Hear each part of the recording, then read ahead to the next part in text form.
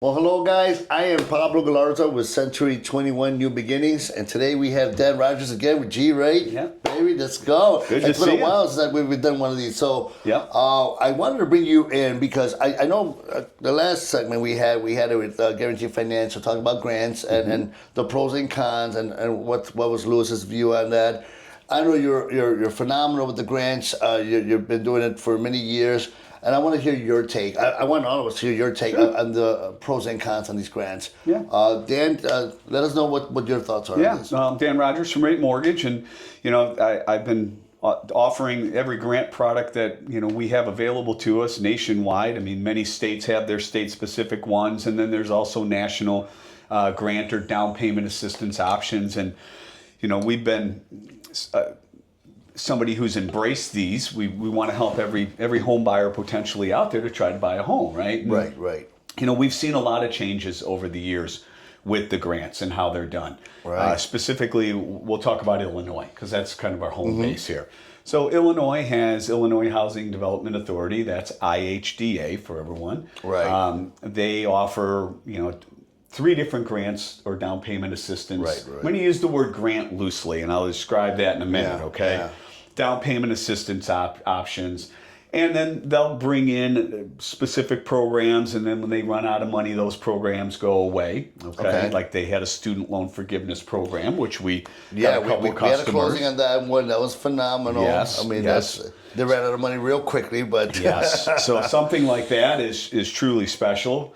But the existing programs that are there on an everyday basis going forward, I don't really can say to somebody they're a grant. Basically, they are a 0 interest rate loan towards down payment and closing costs. Right. Okay. Right. And what I mean by that is, IHDA has 3 options. They have a $6,000 option, a $7,500 option, and a $10,000 option. Only the $6,000 option would ever be forgiven. But you have to have the loan for 10 years before it's forgiven. So if you keep that home for 5 years, you'll still owe $3,000 of it back when you sell the home. Oh, so it's prorated. Yes. Okay. The $7,500 program is deferred, they call it. So basically it's $7,500. It's a second lien against the property. And when the customer decides they want to sell or refinance, they have to pay it off in full. But that kind of sucks. That We're does. talking about the refi. And, Yeah. now you can't do that when you have IDA sitting on a second lien. Exactly. And the last one's $10,000, $83 a month, paid for 10 years until it's paid. So you can see that none of it's free money. Right. And to go along with that, the costs are higher using these type of programs. Okay, there are more costs involved. So if you're doing a $6,000 grant, you're not going to end up with a real solid $6,000. Right, yeah. So when you have to weigh this out, especially as we talk about refinancing with the rates now coming down, these customers, unfortunately, their value of their home has to have gone up enough to be able to build in the payoff of that grant, down payment assistance, in order to complete the refi. Because if somebody puts 5% down, but they took the $7,500 grant, in theory, they may only have 1% down. Right, because the rest was the grant money. Right. And when you go to refinance, if you don't have at least 5% equity in the property, well, that would be the combination of the main loan and the grant, you can't refi. Okay? Yeah. So it's as we've been saying for 3 years, rates are going to come down, rates are going to come down. Yeah. Finally, they're coming down, and we have a lot of customers that we did down payment assistance on that we would love to get out of those programs and into a regular just fixed term mortgage, but they're going to be very limited. Considering that the market really hasn't shifted that much, I mean, it's still high pricing, but it's been very stable. You're so right. getting that equity on it in 2 years is very difficult at this moment. We haven't seen the appreciation, because we've had those ebbs and flows in the market. I mean, then we had people overbidding just because the inventory levels are still low. So you're seeing a lot of people, hey, I want to refi, but then you find out, well, you took this, you took that, Right. and now you can't get that done. And that's why, when we go into this, I mean, we want to make sure, we have a lot of people, many buyers out there, especially first time, the first thing that they're Googling is what type of assistance can I get, right? So they go into that mindset that, okay, I can get this, I can get that. But they may even have more than enough money for the down payment on their own. So we try to educate them on the pros and the cons, right? Because if you have enough funds to do it on your own, why would you want to take a higher interest rate? Because all these grant programs have higher rates than a regular loan. Right. How much higher? Typically about 0.3% to 0.5%. Which that's substantial. In theory, if it became, let's say, dollars amounts, and you had a $400,000 loan, and that could be what, $200, $300, yeah, a month. Yes. So, they need to understand they have to accept a higher rate, higher costs. You're not going to get all of that down payment assistance. But when you go to sell or refi, you have to pay all of that down payment assistance back. And not only that, if you took $200 more a month times 12, that's $2,400. You're really, what did you get? In 2 years, you pretty much gave it all back. 100%. Yeah, so, it's an education process and making sure that people understand their options as they go into this so they can make the right decision for themselves and put them in the best position. And we've taken a lot of people out of their mindset of the grant and said, listen, just put 3% down, let's say, instead of 5%, if we can get an approval, and not use that. So when rates come down, you can do it. You don't have to worry about it. It's a great tool if the people don't have the funds, though. But when they have the funds, and I still want to take advantage of it. Yep. That's what that conversation goes. It's not really free. It's you got to think about that. Now, we had a couple of clients like that. They'll have 20, 30 grand, but they still, I heard you have free grant money. Well, this is not going to apply for this certain scenario. Another thing we've realized, some brokers can and some brokers can't touch IDA. And the ones that can are reluctant to do it at the moment. In one case, of course, because you can't refi them later on because they got that grant. Second is they have different standards. Do you want to elaborate a little bit about that? A lot of lending institutions, some of the national ones, they don't participate in those state programs. Realistically, for a lender, these programs, from a revenue aspect, are the lowest paying for the lender. Got it. Okay. We as lenders don't make a lot of revenue on down payment assistance programs. So a lot of companies choose not to participate in these programs because of that. Okay. So they'll sell against it. But there is definitely a buyer for these. I mean, when somebody wants to buy a home and they may only have $1,000 saved, that's the perfect buyer. They may have to wait years if it was saving the money instead of taking the $10,000 and paying it monthly. I think people hear grant, hear free, and it's like I had a conversation with someone about the difference between highway miles and street miles, right? That's right. You get on that Google map, it takes you all the way, but it's all highway miles versus a straight shot, which is all street miles. Well, you're not saving money going through the street versus going the long way. It's better sometimes to take use your own money. Yeah. Stop trying to use free money because it's not really free money. There's nothing free. No, and that's a great example, right? I mean, and it really is about presenting the options and trying to get someone to make sure they know everything that's out there. All right, and then that was one of the things I was thinking about. It's to engage people into buying, which is great. Hey, there's grants and there's we talk about free, but what people don't understand is that when we talk about it's not free, we talked about the quarter point or whatever the case may be. We talked about the advantage of refinance because right now, I mean, if somebody has a 7% or 6.8%, sure. I mean, we're going right into the grind of the refinancing period right now. Yes, we are. What are you recommending for people right now with this? What the rates they're at and what you're seeing now and what they should be thinking about doing so they could get ready to refi? Well, I think that what we're seeing right now is, the last 3 weeks we've had a great drop in rates because you remember mortgage rates are all anticipating what future rates will be.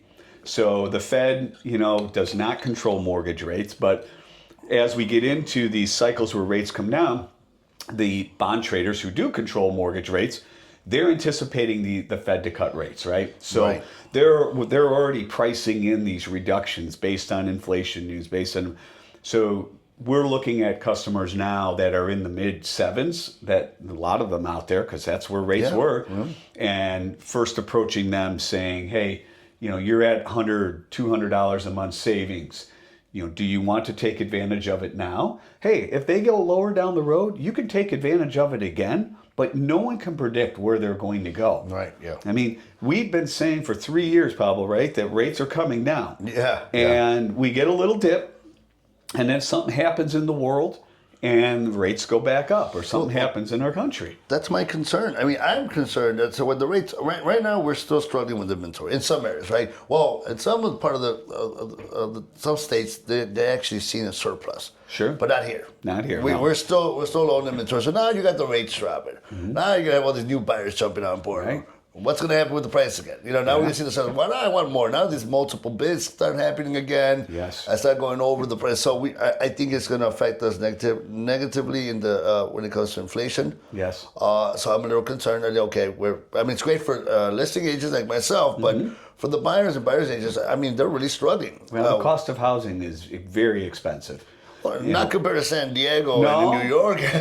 But we have to know where our world is, right? Yeah. In our world, the cost of housing has gotten very expensive for, our community, and unfortunately, we've seen that percentage of somebody's income that's going towards housing grow exponentially from what it was 5 years ago or 10 years ago. Right. Instead of maybe being around 30% of their income, it's in the 40s in many cases. So 40% of someone's gross income going to just the housing payment, not including utilities or any unforeseen situations. It definitely is stretching people.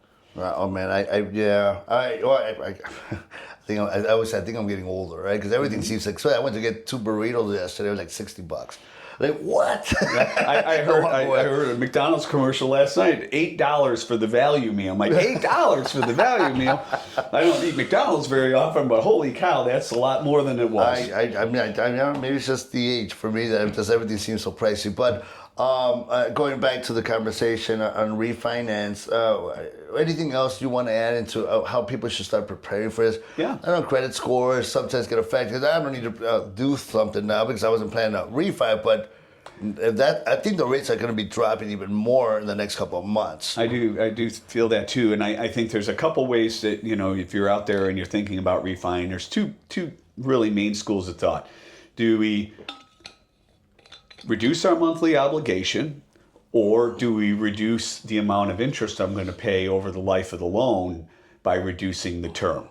So many 30-year fixed rate customers now, when we go to look at a refinancing option, we're going to present to them a 30-year option, right? And here's what the payment would be, but we're going to show them a 20-year, a 25-year, a 15-year.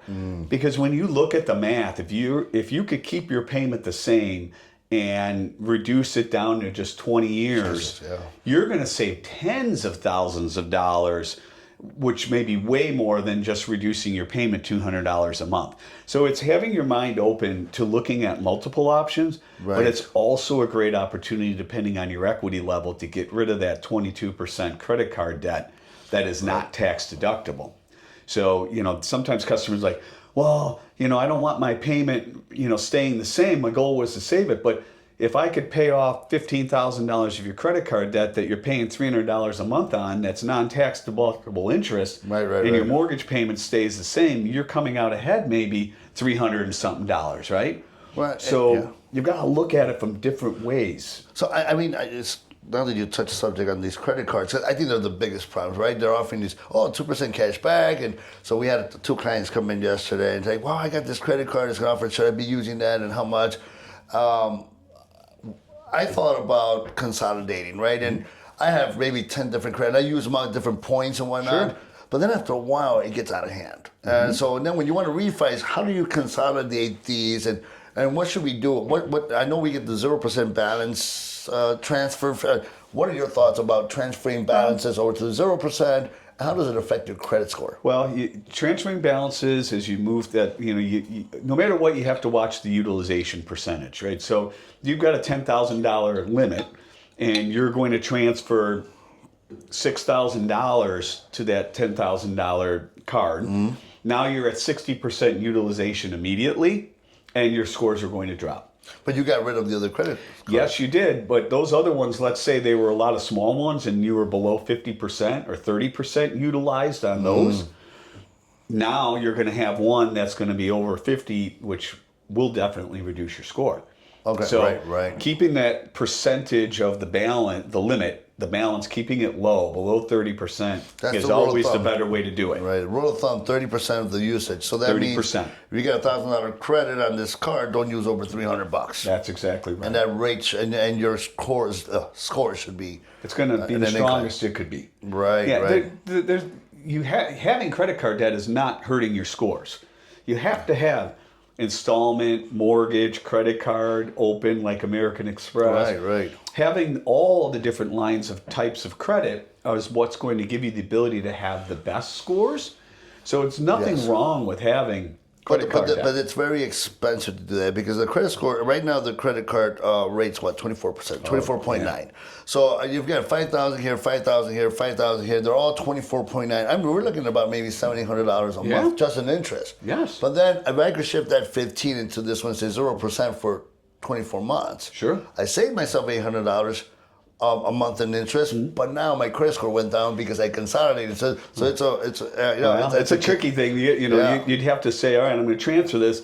I'm going to save the $800, and I'm going to use the $800 every month to pay the balance down, right? Right. Yeah. Because now you're saving the $800, but now you're not going out and charging that one up again. Exactly. So I always say in the beginning of the year, I told my team that the first quarter is consolidation, right? And then you got to start all the bills over, right? Yes. Call the gas company, call the light company, that way you're kind of preparing for, what we're looking at now, maybe refinance or maybe a purchase, you were thinking about doing.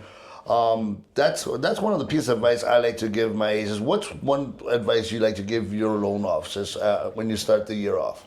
I think the most important thing as you start any year, is looking at where things could go. No one knows what rates are going to do, and no one knows what prices are going to do, right? But there's always a financial check on where we are today. And, as I tell them, going through your database of past customers and looking at the ones that we did loans for that have the highest interest rates and really evaluating and being a resource to them, reaching out to them and just saying, hey, I've got you, I'm watching it for you. I know it's a new year. Everyone likes to go into the new year budgeting. So we're gonna be here watching it for you to try to help you reduce your debt. Awesome. Yeah. Awesome. Yeah. Well, thanks, Dan. I appreciate it. I think we got some great information for our viewers, and we will be back hopefully soon. I want to do one every month to see where we're at. Hopefully the things we're predicting kind of work out. Let's hope. We're still seeing some great stuff in the near future. Thank you again for listening to us, and we'll bring you back next month with something bigger and better. Sounds great. Thank you, everyone. Take care. Make sure you get there.